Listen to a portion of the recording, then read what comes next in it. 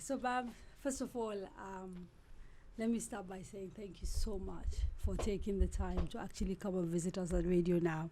I'm a huge, huge fan, and I'm just honored that I'm about to have a conversation with you. I can't actually believe that you're sitting directly across from me. So thank you so much for saying yes to this, and welcome to Radio Now. Thank you. And thank you for the wonderful job you're doing. Thank you. We all feel it wherever we are. Thank you. Appreciate. Thank you, ma'am. So, I mean, when, I decided to reach out to do an interview with you and I got hold of your book, I was a little bit confused. Where do I start from? You've done everything. You've worked in the creative sector, made a mark there that, is awesome. You've worked in politics. You continue to do advocacy, both in the political arena, but also when it comes to issues around women, particularly young girls, throwing up role models, teaching them through your stories and everything. So if I start by asking you, how do you see yourself? Oh boy, that's a difficult one. But I can simply say that I'm just someone who's passionate about whatever she does, who believes in herself as a child of God, who's sent to this world with a purpose, not minding whether I am female or whatever. It's just me and the mission that I have been given, and that's my purpose, and that's what I'm all about. It's getting the job done. At what point in life did you recognize that you had a purpose? Was it something that from a really young age that was clear to you? Or is this something that, was it a becoming? Oh, it's a long story, but I was born by a man who believed in women. And I was his favorite child. And, in Igbo land, having a male child is all important. But he couldn't be bothered. He had only one son, and I was the last child.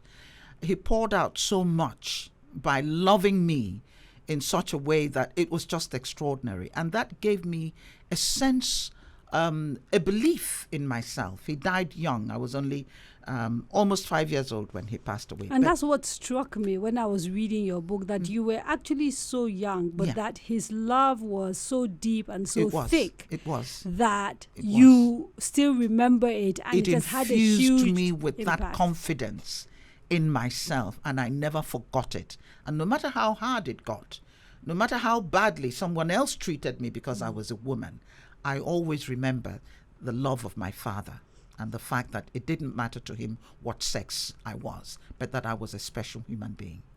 Now, I was reading part of the book at the beginning, and even as a young child, in addition to his love, there were little lessons that you were beginning to pick up. Yeah. You told a story about how generous he was with you when it came to money and how he'd give you money to spend. And you quickly found out that people would follow you for what they could get out of you. Tell us a little bit about those incidents and what lessons you sort of picked up from that, and how that translated in later life, if it did. Well, it taught me that great big lesson that people come around you, not necessarily for any other reason, but what they are able to get out of you. But it didn't matter then. Yeah, but to tell me the story of the incident that, so described to us what used to happen and how. Oh, no, every morning. As said in the book, you're such a good storyteller. The stories just keep coming. I want to hear the story. Okay. Now, every morning before he left the house, we had a ritual. And all the kids will gather, my siblings. They knew what was about to go down. I was going to get some money.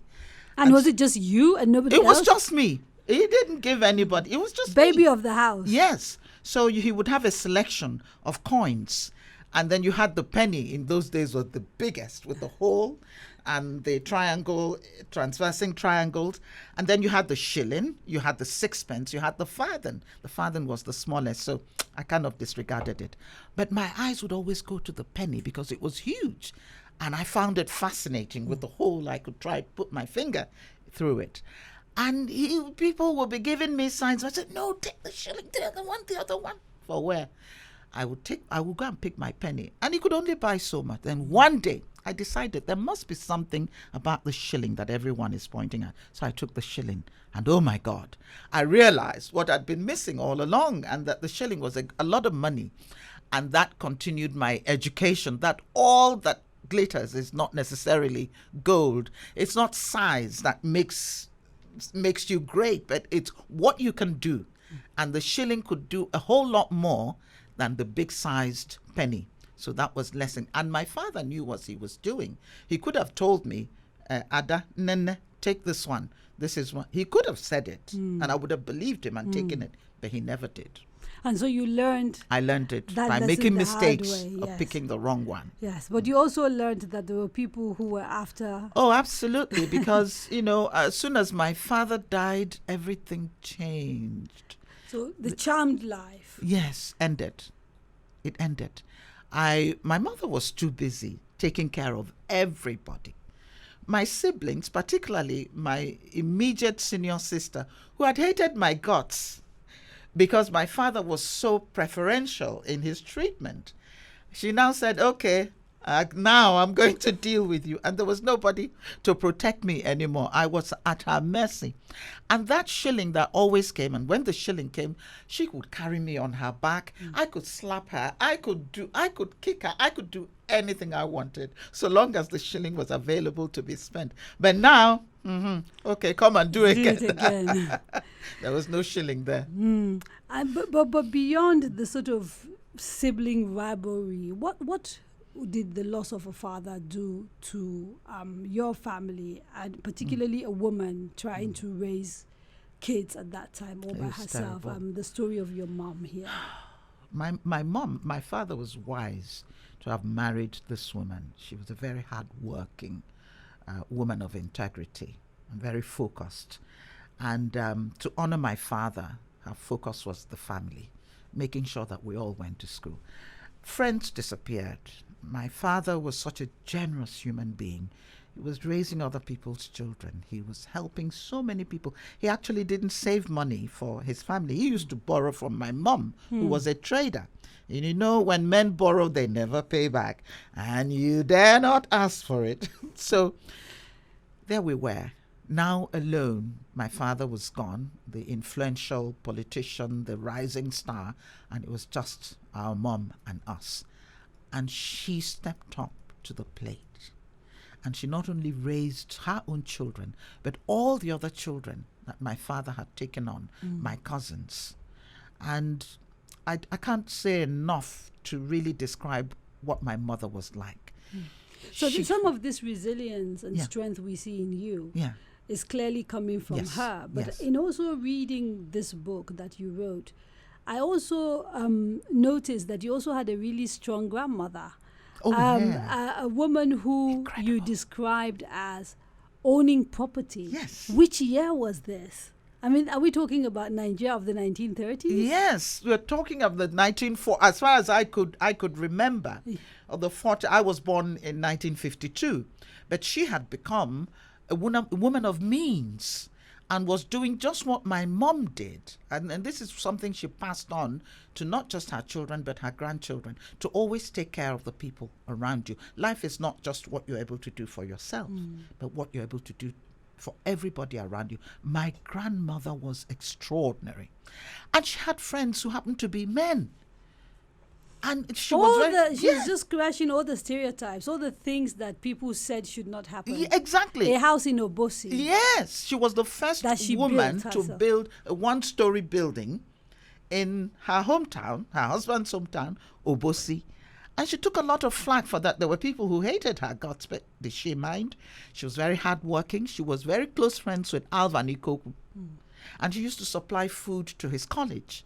And so she would work very hard, travel down to Abakaleke, buy food in bulk, travel down the bad roads to Arochukwu to go and deliver food to Agri Memorial College. And this woman, she had a store. She went into making akara, and she made the best akara in the neighborhood. And she looked after kids. She did everything. She's like the proverbial woman in the Bible. That she was an honor to her family. And she was very industrious. She was industrious and wise, and patient with people. She was all about teaching and teaching. And to what extent do you think that sort of infused your life and helped you to become the woman that you are? I spent a lot of time every Christmas. We all were. We went to Obusi for Christmas, and any Christmas we didn't go, we literally ran away from home and escaped just to get to. Oh yes, towards the end, Even I tell though this. in your book you say that you were fetching water from the. We loved all that. That was Right. part of the fun. We were living in Port Harcourt where you had the tap. Ajebota children. Yeah, and to be able to go to the village and go to the stream, and when you're getting there, the masquerades come out every now and then to enforce sanitation, and you were at the danger of being flogged if you didn't run out. All that was fun that we had, and going to wash clothes and fetch water and go pick firewood. All those things were experiences that we looked forward to, and those things enriched my life to no end. Idyllic life in many ways. Yeah. And then the Civil War. And then the Civil War. And then the Civil War. That ended the whole thing for me. Not something I want to go through again.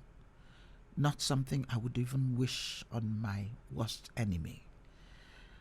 But thank God that we survived. Many people didn't. When did you realize that Nigeria was about to go to war? And at which point did it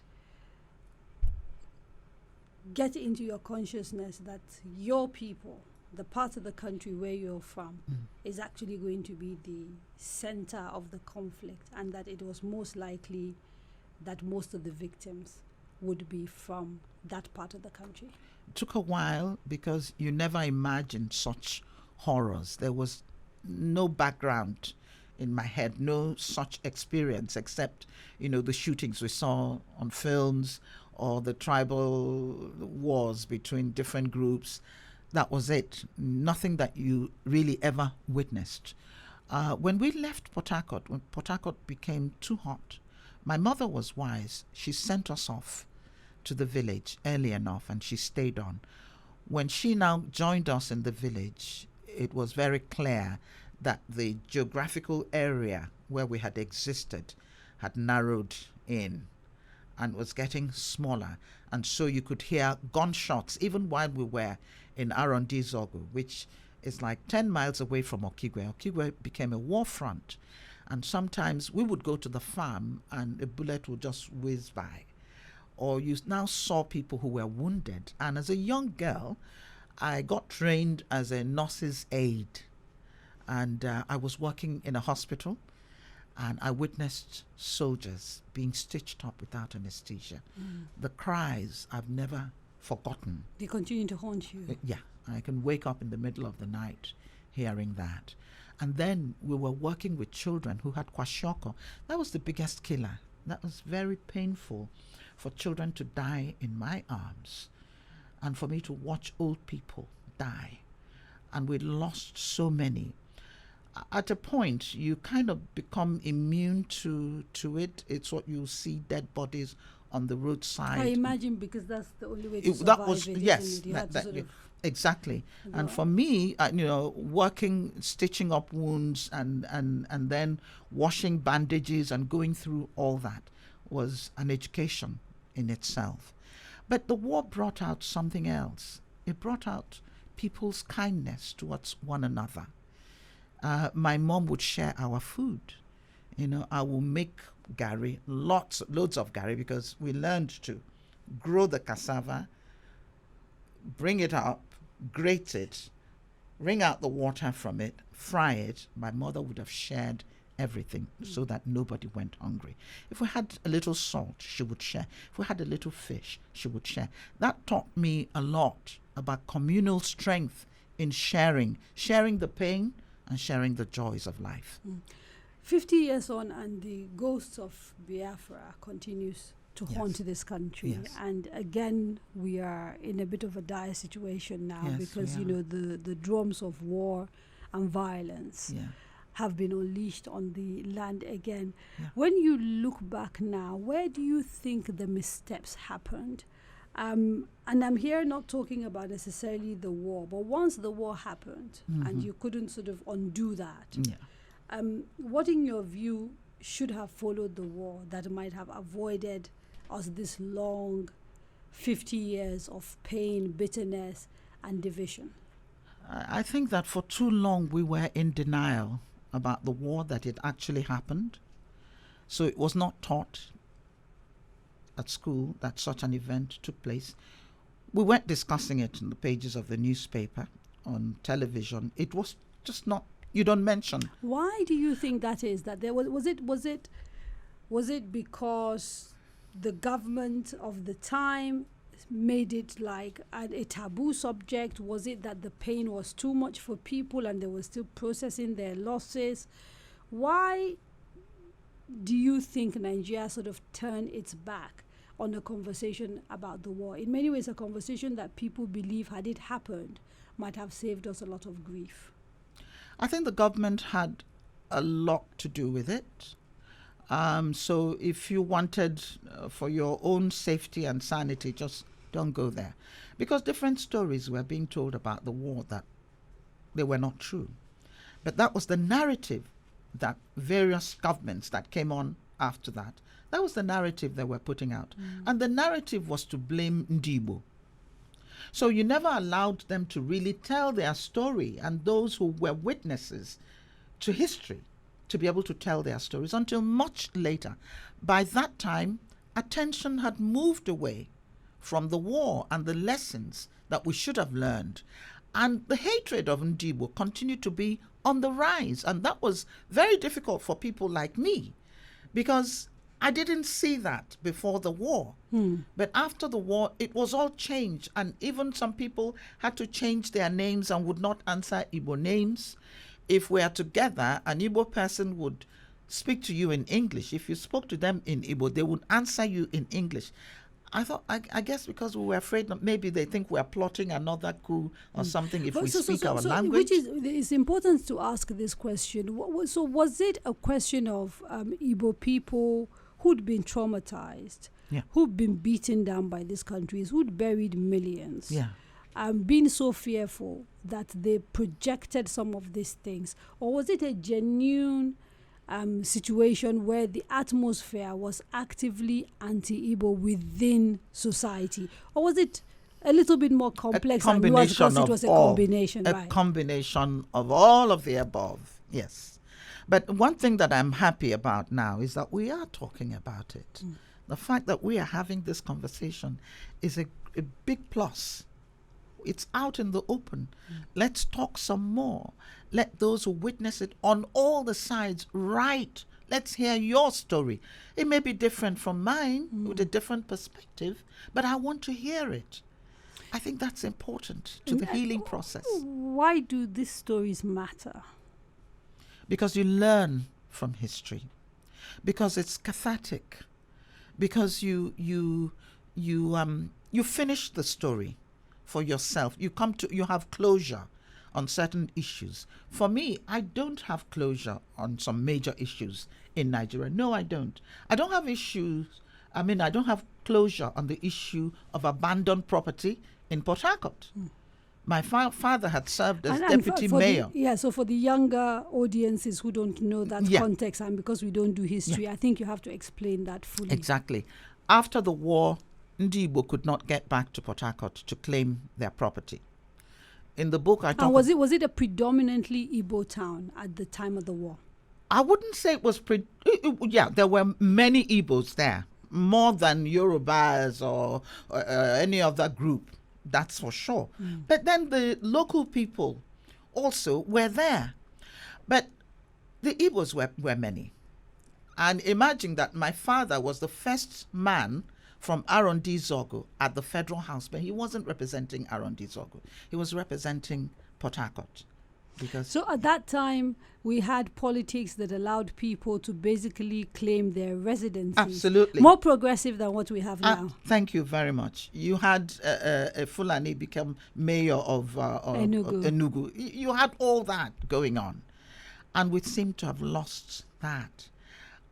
This is a matter that I think the people of River State and Ndibo who were deprived of their property and families who were affected should sit down and have this conversation. So essentially, when the war happened, people fled. By the time they came back, their properties had been taken, were and taken there was over. nothing they could do about it. There was nothing that they could do about it. The laws didn't matter. No, you couldn't go to court. No. Wow. In fact, there was a decree, the abandoned property decree. It came up to 7 years after the war, and all throughout this period, our properties had been taken over.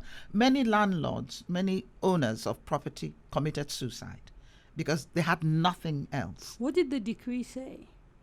That we weren't entitled, that it was war booty. I have to get the proper wording of it. So here is the thing, because some of us, when we hear about the Nigerian Civil War, the one phrase that they kept talking about is no victor, no vanquished. Yes, we talked about it. But in reality, it wasn't what so. you're saying, it wasn't so. The Igbos were punished for the Civil War. Not in every part of Nigeria. Let's be factual. Okay. In Lagos, many people's property were safeguarded and protected.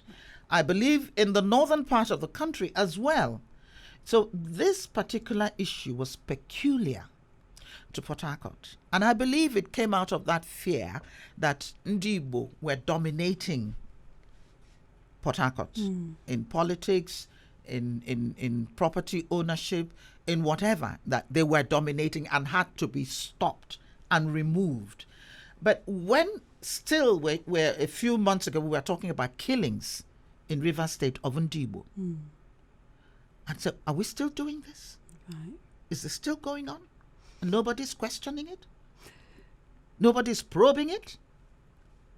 Are you surprised that 50 years on, the fault lines seem to be deepening rather than actually collapsing, and that across this country, othering has become the norm, where we look at people who don't come from where we are as less than human? And I say that with all sense of responsibility, because if you look at what we do to each other, I think the only way you can do that is if you convince yourself that the other person is not like you, is not human like you. Does it surprise you that, this is where we are still? It surprises me, and it tells me that we've had opportunities we did not take advantage of to deepen the understanding, the relationships that have, because really, when you take a poll of some children who were born, who share, who have one leg here and one leg there. My children are partly Yoruba. Mine. Your children are partly Yoruba. Certainly, there's no way where you can go to them and then be abusing Fulani people, or abuse Yoruba people, or abuse Igbo people. They don't want to have anything to do with it. But then, the powers that be, for some reason, the leadership positions in Nigeria has been handed over to people who don't see the wider view of us as a country. Is it that they don't see it, or from a very early on they recognize that exploiting it would mean that they wouldn't be held accountable? That's my theory. Not only that, if they were in a position to exploit, if it suited you, it was beneficial to you. And so many of them took advantage of that. But if you look at it, if you look at Nigeria, the integration has been going on. It's been going on for a long time. And it has even increased with our younger people. But we have a long way to go. So here is my question for you. Given all the pain of the Civil War and the othering you've gone throughout your life in sort of an Igbo woman navigating this country with all the prejudices that you perceive to have faced and everything, why do you still believe in Nigeria? Why do I still believe? Because this is one of the most beautiful countries. And I thank God that I was born in Nigeria. This is an incredibly... That is an amazing thing to hear from you. This is a given how difficult the country has become. It's such a special country. And I pray that we get it together because we are blessed. Part of what I see is our strength, is actually that diversity. I think it would be so boring if you come from a place where everyone spoke the same language, ate the same food, wore the same clothes. When I get into a new place in Nigeria, the first thing I go for is where's the local food? I'm interested. Talking to people finding out their background. I mean, this country is so rich. Can we understand what we are losing? I'm hoping that God, who we've always believed is a Nigerian, will pull us back again from the precipice, because we've been close to it many times in the past. It has never been this bad. Not like this. Because we're also, as you know, dealing with militant Islam, which is making its way down from the Sahel. Correct. All the way through Burkina Faso, Mali, Chad. Yeah. Northeastern Nigeria, and now the northwest, and I think to a certain extent we're beginning to see evidence that is also making its way into the north. They're coming down south as well. So under those sort of circumstances, as someone who sort of dealt with politicians, because you held an office under a president, were offered another office under another president, you didn't take it. Grew up watching your father a politician. I mean, you were not very old, but the memories still memories remain, and the stories are still there. And then you are now living in the age of IPOB, you're living in the age of ESN, you're living in the age of herdsmen, you're living in the age of Boko Haram, bandits, kidnappers, unknown gunmen. The whole the whole shebang. It's almost as if the world is coming to an end, really, if you kind of look at the news of the killings and the bloodletting in Nigeria. How do you keep hope going for this place called Nigeria? It's difficult. I cry a lot. I pray a lot. It's difficult. Sometimes I'm so down and I just don't know how God is going to do it. And that's where you dig in, whatever faith you've been taught in Sunday school or at home, you hold on to it and you pray hard that we somehow can pull back from this madness.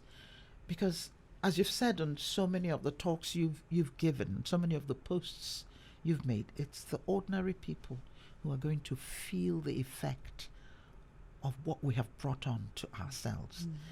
And many more people would die. And I've seen war.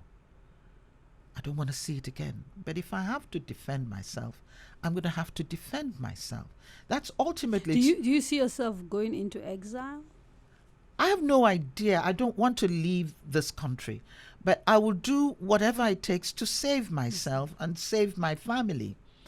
Unfortunately, I will not be able to save too many people. Everybody still... So I'm still going to feel the pain of those losses because I have relatives. And I guess this is why people who understand these things fight, because they know ultimately one way or the other we all get touched. We all get if touched. Things go wrong. I was touched by the war. I lost a lot of people during the war. Young men who had gone to university and come out and died at such an early age. And it was a huge loss to the family. What are the conversations we should be having that we're not having? What are the things we should be doing that we're not doing? This particular conversation is what we should be having.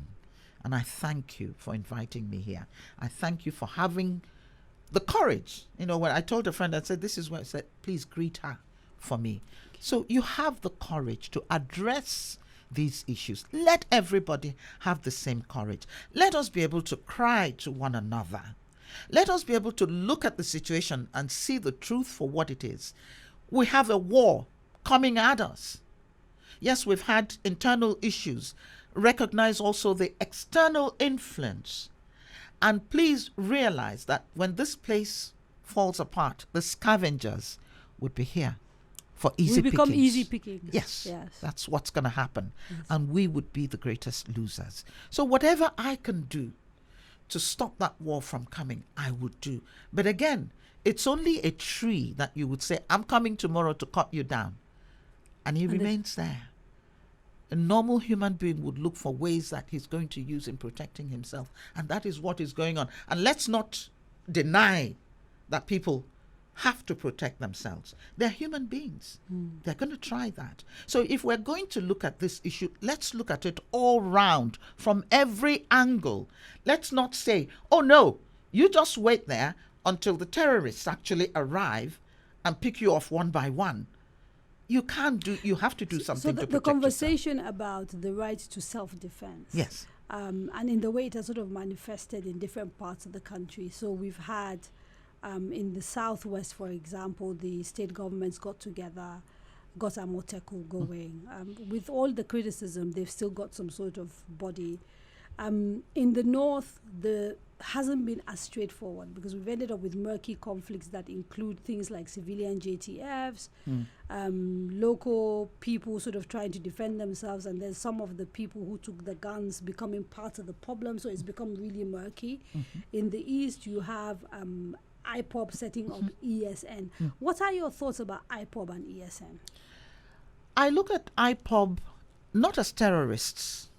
I think it was wrong for them to be branded terrorists. Even though they were actively raising money to buy guns. And I don't know Nigeria. about, I have no proof of that. Oh no, there are videos. That they were actively raising money to buy. The first arrest of Nnamdi Kanu was because he came into the country shortly after going to the World Igbo Congress in America and appealing for guns to fight Nigeria. Now, I felt at that time it was all a lot of rhetoric.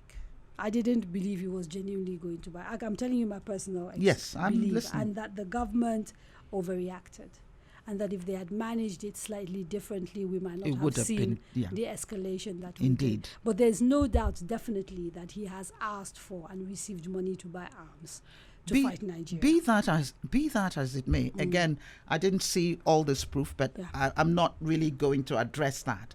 What I'd like to address is for people to understand why they have such an appeal. Because we have no leaders to speak for us. And so you have these people coming and saying, no, you can't come in and start killing our people. Of course, the people will get behind them and try and support them. Having said that, there are still many of us who say to IPOB, no, you can't do this. You can't say that. You can't do this. Even though we understand self-defense, but there are still some things that you must not cross this line. There are some of us who can say that and do say that. But we understand the appeal that they hold.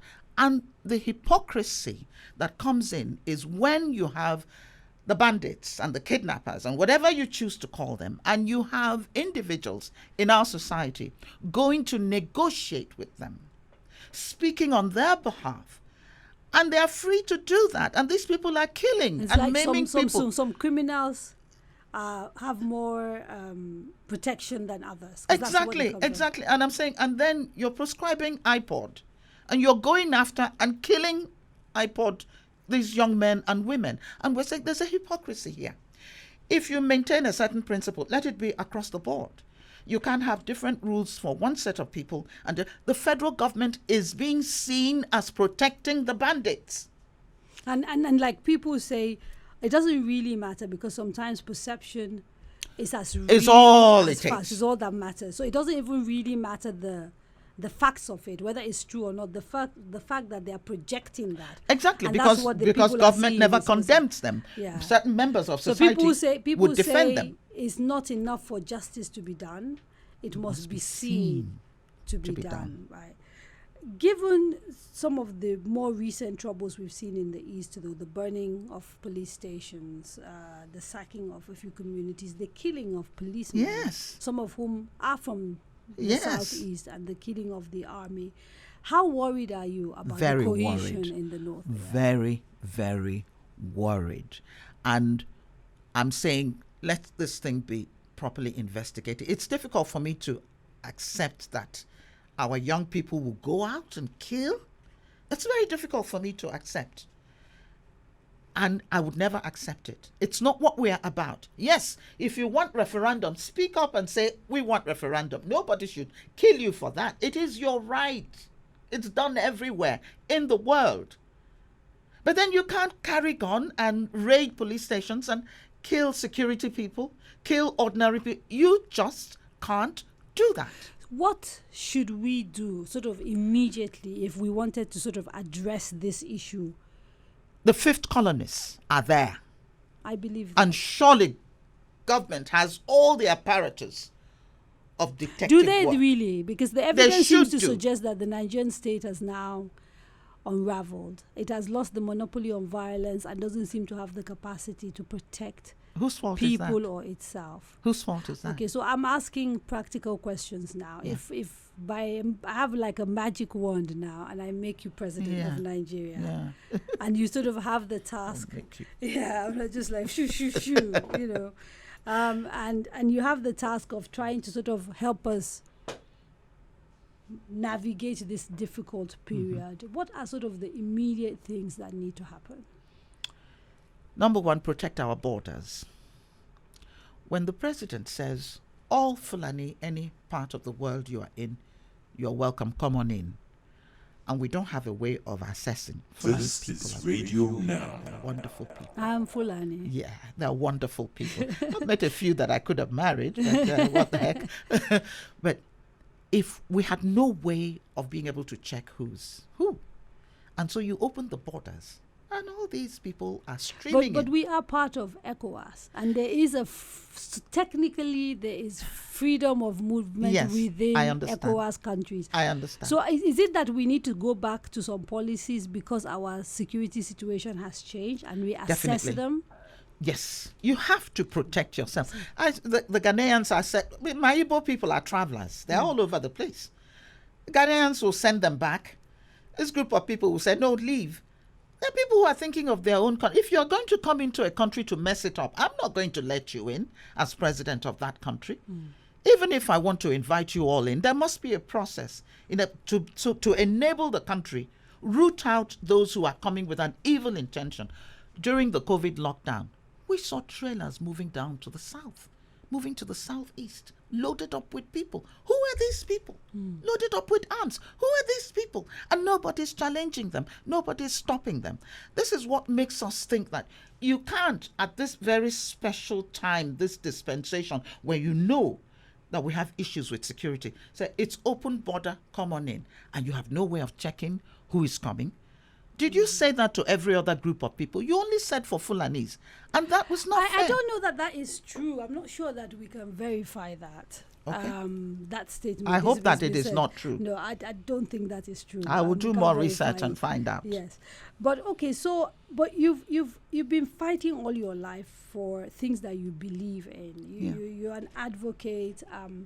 And it's not just the politics and governance that sort of riles you up. It's also the issue of women. Yes.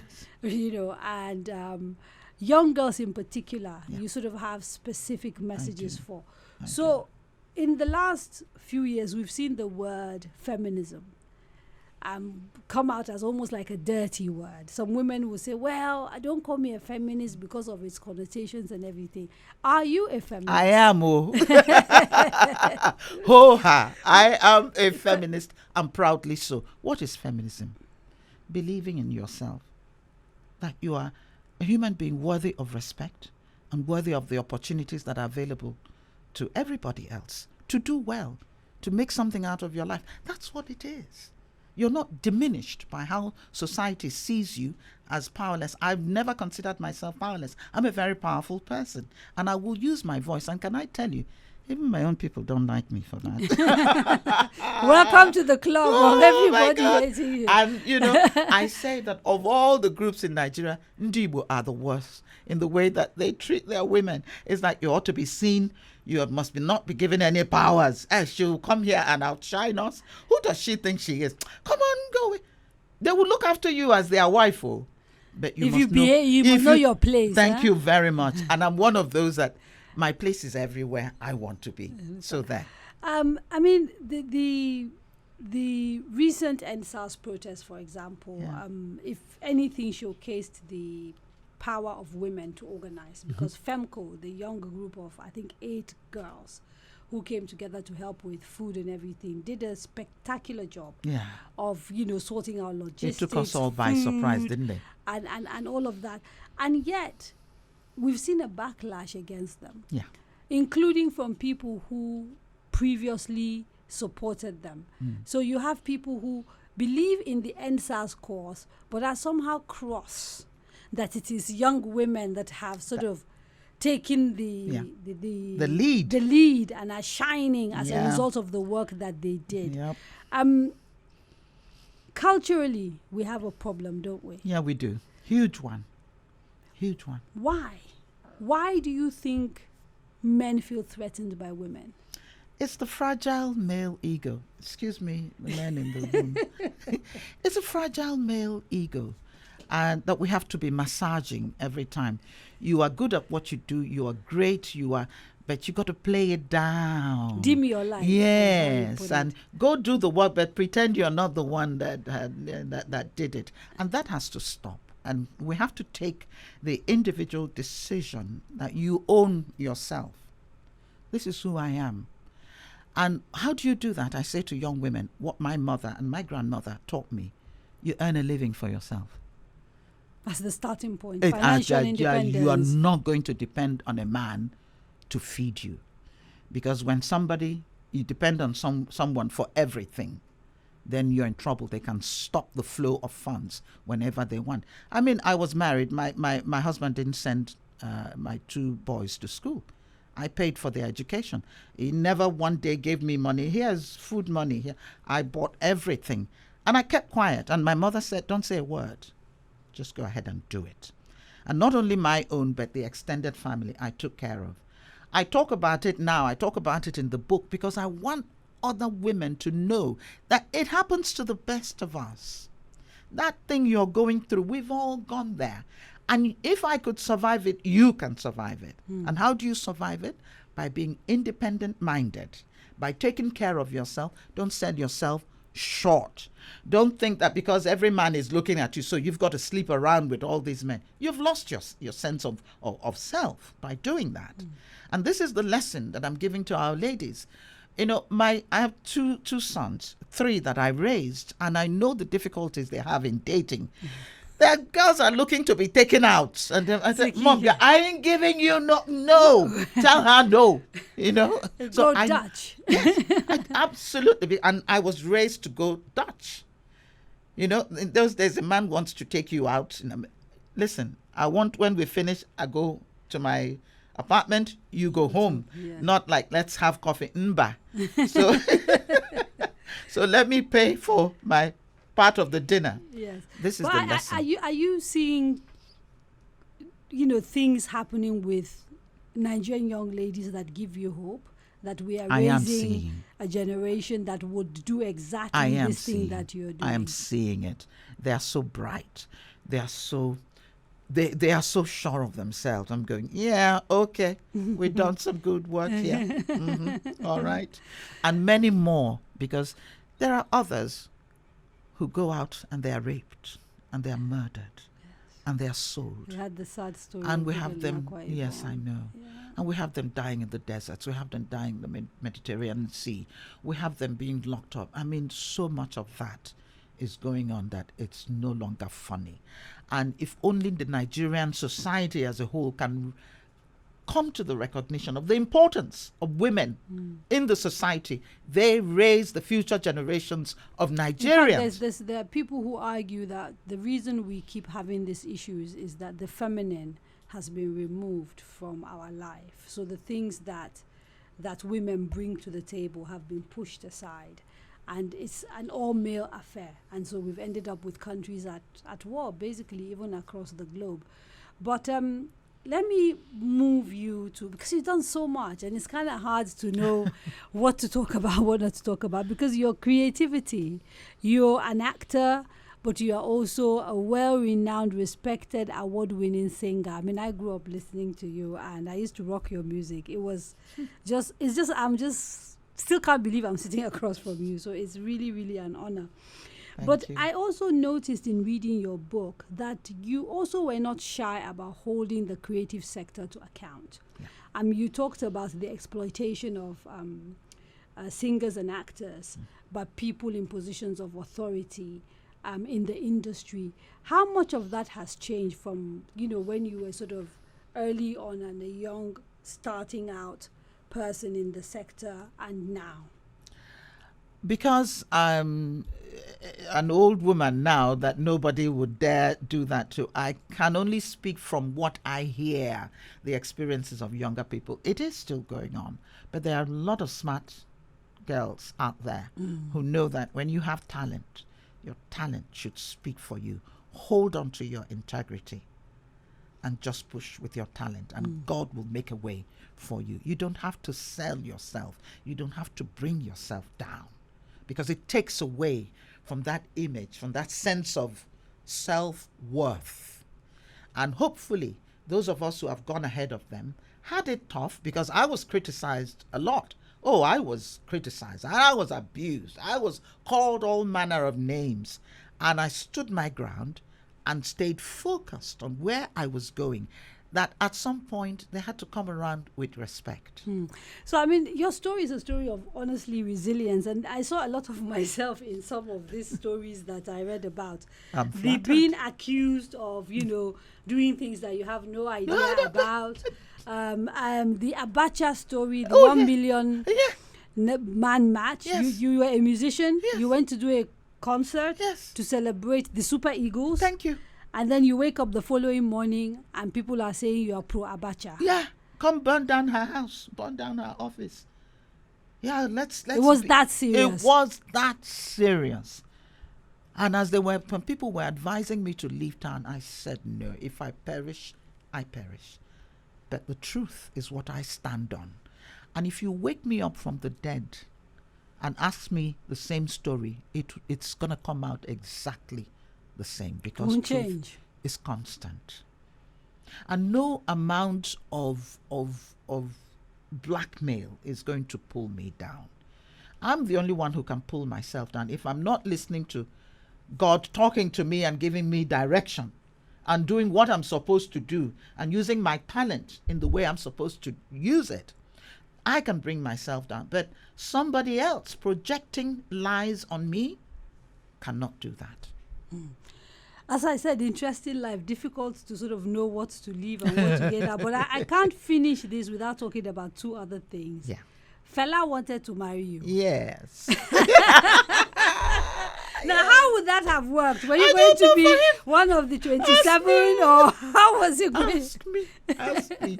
No, I think that what he knew that I would say no, because I later heard that he had a bet with someone, said she's going to run. Watch her reaction. No, you have to tell us the full story. You can't tell us the tail end of the story. Okay. The thing is that when he was arrested for taking money out of the country, there was a decree, you don't take any money. And this was money he had earned from a tour that he previously had.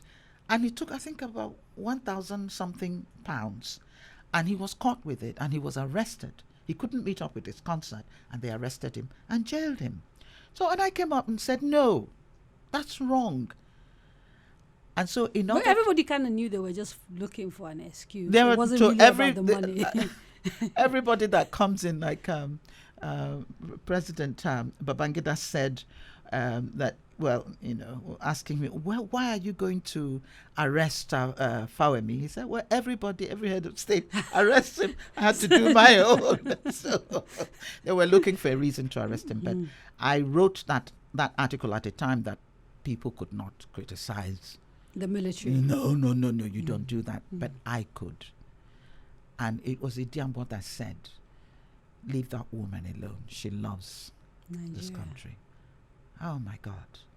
And they left me. And then Fela fell in love. And he fell in love. So when he came out and sent for me, Chuzi Demwa is alive today. I said, Chuzi was a good friend of his. I said, bring her. And I came, he was in his raw whatever. He doesn't put up for, he is himself. Take him or leave him. And we had a lovely evening. So I told him, I said, you see your queen. See as then they eye me, as then they waka pass. He laughed. I said, they talk, waiting they go do me if I come into this. He laughed. And that was it. But I think it was his way of saying thank you. Yes. He knew what my response was going to be. But it's just his way of saying, I guess for Fela, that's like ultimate indication of admiration. Thank you. I love her so much. I like her so much. Yeah, Actually, I want to marry her. I want to marry her. I wonder what he would have done if I had said yes. He would have run away. Probably falling off his chair or something. But, we now are in a place where the two creative sectors that you've sort of been really big in, music and Nollywood, are increasingly becoming Nigeria's soft power. Yeah. We are being celebrated for our films Yeah. and for our music. Yeah. How pleased are you with the sort of progress of the industry and especially, you know, in the area of music? And because if I remember correctly, we had a period where we were on top of everything. People like you, Evie, Edna, Ogoli, Yes. people like Sam Christy Okosun, Essen, Christy Essen. Ibokwe. It was a golden age of Yes. music. And then something happened. Something happened, yes. And then everything sort of just died. The women were in control then. During this period that you're talking about, we Right. were sailing. I mean, we were on top of things. But Yeah. it was the economy. It tanked. And so the music industry was affected. And companies that had existed in Nigeria, the Polygrams, the CBS, the Sony Music, the EMI, they began to leave one by one. And we as individuals took over. I set up Ayolo Productions and started managing my own production and funding my own career. So did every other person those who could not faded. So that was what happened. And when it happened, we were so badly affected. The women never quite recovered from it. Yeah. That's what happened. Because actually, when I think about, you know, the array of, you know, high-flying female performers at that age, and I look at sort of the numbers we have now, it's not quite It's in not. the same level. We don't sort of have the big female superstars that we had during your time. But then something happened, and they've sort of rebuilding and all that. What do you make of the sort of current crop of artists and actors that we have? Oh, I think we have some talented people. I know that it's easy to say, condemn. It's easy to condemn them and say, oh, that they're doing this wrong. No, with the environment they're working in, for them to excel and become international artists. Global artists. Global artists. My goodness, we've got to give them some credit. They are good. And I'm very proud of each and every single one of them. I just wish more would come into the profession, and we have to open the gates somehow. And that was what I liked about Glow, X Factor, and all these reality shows. It helped us to discover new talent. We didn't have those opportunities during my time. You really had to scratch your way up and be strong to make it through. But now when you have talent and that talent is recognized, you have an opening. And I'm hoping that they stay focused. I've not heard about Asha for a long time. Why haven't we seen any collaboration between you and the younger artists, particularly when in the area of music? It's up to them. Those that have come to me have hugged them up and giving them all the support that I could. I did one with Chidinma, which has not come out yet, and I don't know what she's going to do about it at the end of the day. But if you come to me, I would do it. I was the first artist to have a collaboration with another artist, myself and King Sunny Ade. Yes. So we started that. It started with Mada Olong, which is Let Them Say. And they said that we were having an affair, when a man and a woman. We've come a long way, my sister. When a man and a woman is seen working together, it's like, there's something that is going on. Yeah. But no, we had a great deal of respect and we worked well together. Are you still creating? Are you still writing and Most doing all definitely. sorts of I've had because the ways that we release music is different now. Before, the record company will hold a big press conference and they will push it on the radios but I've never stopped writing, and I've been having constant hits. I have one that is coming out on the 8th. It's about women. Right. And it's a collaboration with Pastor Gabriel Eziachi, the one who sang Aka Akaya, Aka Jehovah Nemema. If you're into gospel, how can he sing and can he write? And it's a song that makes me cry. So it's a single. It's a single. It's about women. It's about honoring women and seeing them as a blessing. It's called Nwanyi Bungozi, or Ngozi for short. A woman is a blessing. And it really, I can't, let me not say more, but I'll make sure that I send it to Please, so that will be among it the is first lovely. to premiere. So you heard it here. A new song coming. You'll be the first station to get it. Yeah, Yeah. we're so happy. Well, it's been an absolutely pleasure Thank talking you to for you. having me. I could carry on forever because there's so much to talk about. We haven't talked about your life in Wesley, in America. Don't worry, I'll come back you again. come back I'll again, come and back we'll do again. part 2. I'll come back but again. yeah, having you here has been a blessing. Thank you so much. Thank you for Thank having you. me. Thank I'm you for honored. talking to us. I have a great deal of admiration for your guts. You got guts, girl. You got guts. Go for Yes, it. thank I'm so you. proud Thank of you. Thank you. Well done. Thank you. Thank you.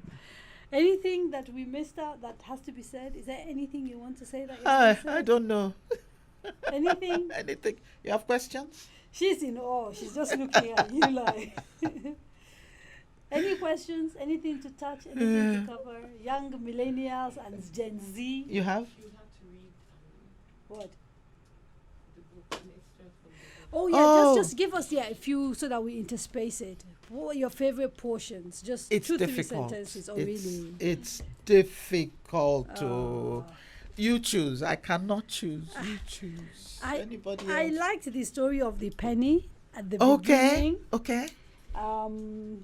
Because there was the story of learning that, people who like to sort of sponge off other people, Yes. where is it? I like the story of your grandmother with the house. Yeah. I can't You choose. let me just open somewhere. Yeah, just open somewhere. Okay. It's Give us fine. direction. I like the. Okay. Oh my God. Oh my God. Thank you. It opens up on music. Okay. One Nation. This is one song that I don't write my songs, I download. I know exactly what I was doing when this song came to me at 3 a.m. in the morning. It was during the inauguration of Obasanjo's coming back into the presidency. And someone put a call and said, look, you got a few days, can you put a song together? And he says, these are the lyrics. There was a time we thought we could not go on, when our problems seemed set to tear us apart. There was darkness all around and hope was gone. But we called out your name and you saved the day. Now here we are, a new beginning, at the threshold of freedom, the world at our feet. This is one more chance to make it all better as we call.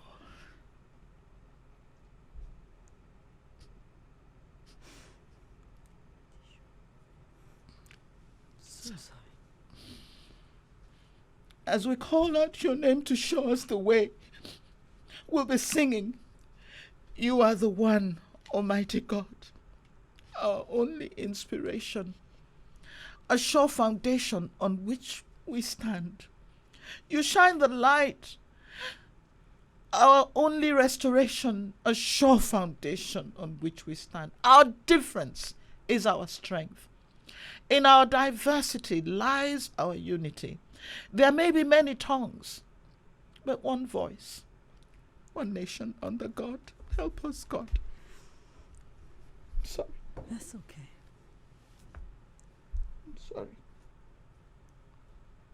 Must be hard to look back and remember the amount of hope that went into writing that, and then And to see what's happening. what's happening now, almost 2 decades later, and it's like we've regressed. Yes. Sorry. I'm so sorry. God help us. God help us.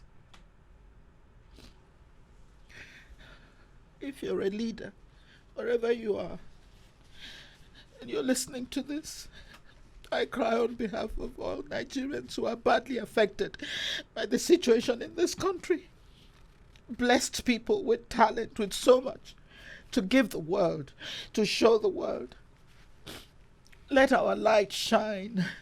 Do whatever you can. Let's make peace. Let's find a way. Let's stop this before it's too late. Help us. Help our children.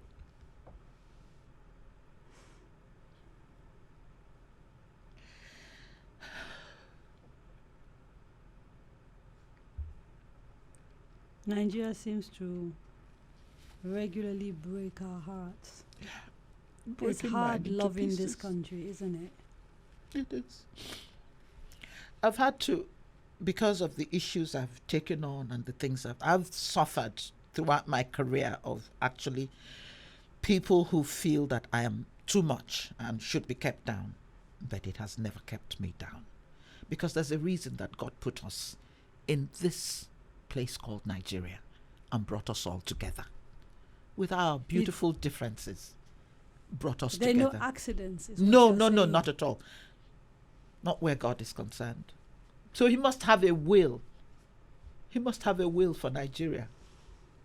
Let his will be done. Because this is a country that the whole world should be afraid of. If you know what I mean. Of If what we get can our do. act together, yes. What we can do if we come together and hold together and join together and be great together. No one group over another, but in brotherhood and sisterhood, we join hands together to make it that country that it should be. We are so blessed, but we're not letting him. Maybe we will. Thank you so much again for coming in. Thank I'm you so for grateful. having me. Thank you I'm for so having me, my grateful. sister. Thank you. Everybody God bless there you is, and yeah. keep you. Thank you. Keep your voice strong. Thank you. Keep that flag flying. Thank you. When we see people like you, we think there is hope, indeed. And you. And you. Enough of us can continue in this vein of fighting for this country, of speaking up when necessary, no matter whose ox is God, no matter. No matter. And those who know me, they know deep in my heart that I love this country. Thank you so much, Mrs. Onyeka Onwenu. Thank you. Thank you. Good to give you more tissue. Wow. Aye. That was something else. Thank you. It's a great interview.